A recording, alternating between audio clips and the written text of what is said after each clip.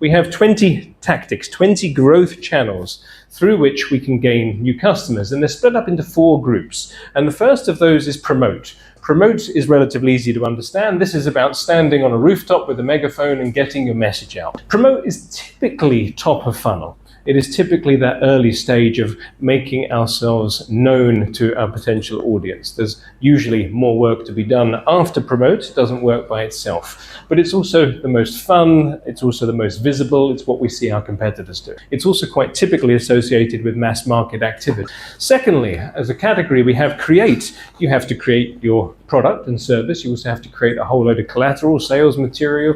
You have to create content. You have to create persuasive written material and examples of work. You have to create quotations. You have to create all sorts of stuff in order to persuade your customers to buy. Create often doesn't work by itself. You still maybe need to promote some of what you create. Our third channel is relate.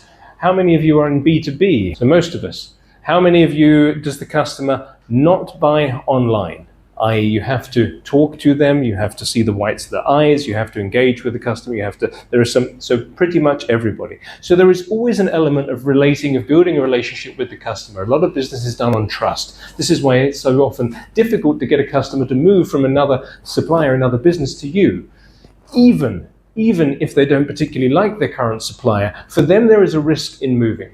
And so you have to be a lot more appetizing, a lot more attractive for a customer to jump ship, even if your offer looks like a better deal at first glance. We have to build relationships. You have to build a brand in which your customers trust you. And the fourth channel we have is leverage. Leverage is all about how you can connect with other businesses, other people, other relationships that exist out in the marketplace already. Effectively, how you can stand on somebody else's ladder and put you up 2 or 3 steps in order to make your voice more widely heard, in order to get your message out to more people, in order to have more people doing the work for you.